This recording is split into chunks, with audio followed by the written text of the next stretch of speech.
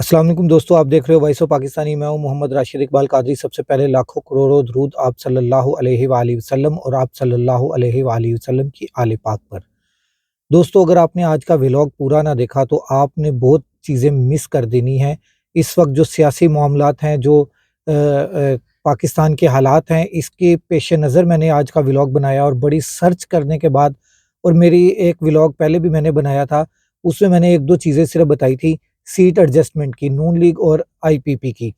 अब मैं आपको जो बातें बताने जा रहा हूँ, आपने ये व्लॉग पूरा देखना है।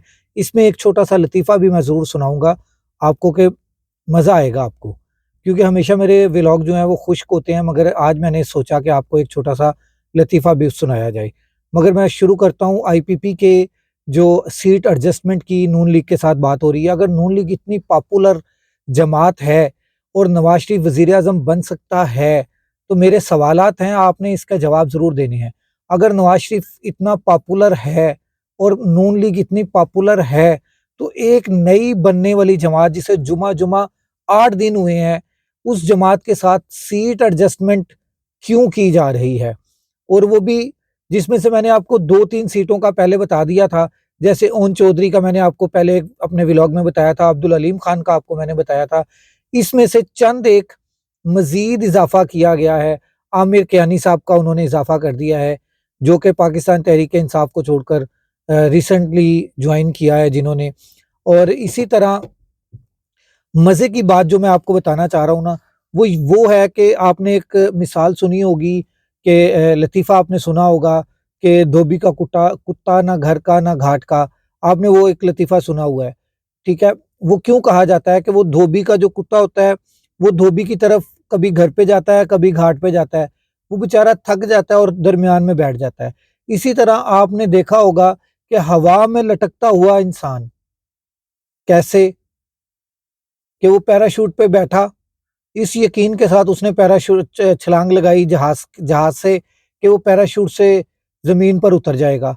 मगर वो पैराशूट से जब वो नीचे उतरा, तो नीचे बहुत घना जंगल था और उसी जंगल में वो फंस जाता है, दरख्तों के अंदर वो फंस जाता है।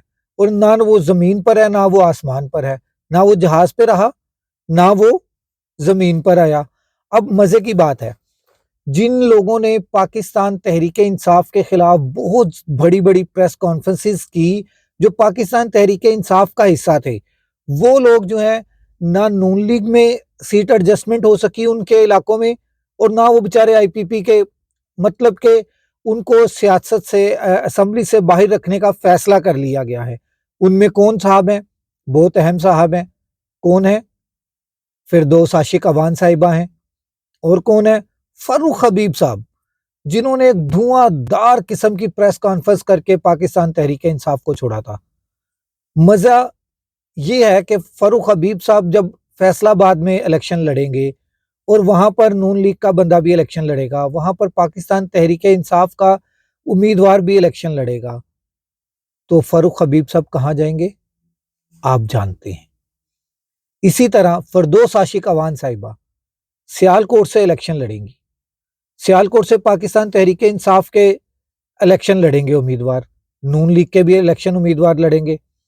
तो फिरदौस आशिक अवान साहिबा कहाँ जाएंगी? वापिस अपने घर।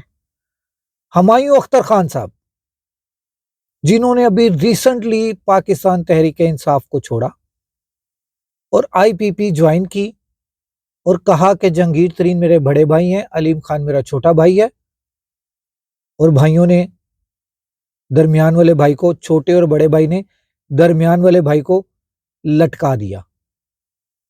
मेरा आज का व्लॉग बहुत अहम है, आप लोगों ने इसको सेव करके अपने पास रखना है।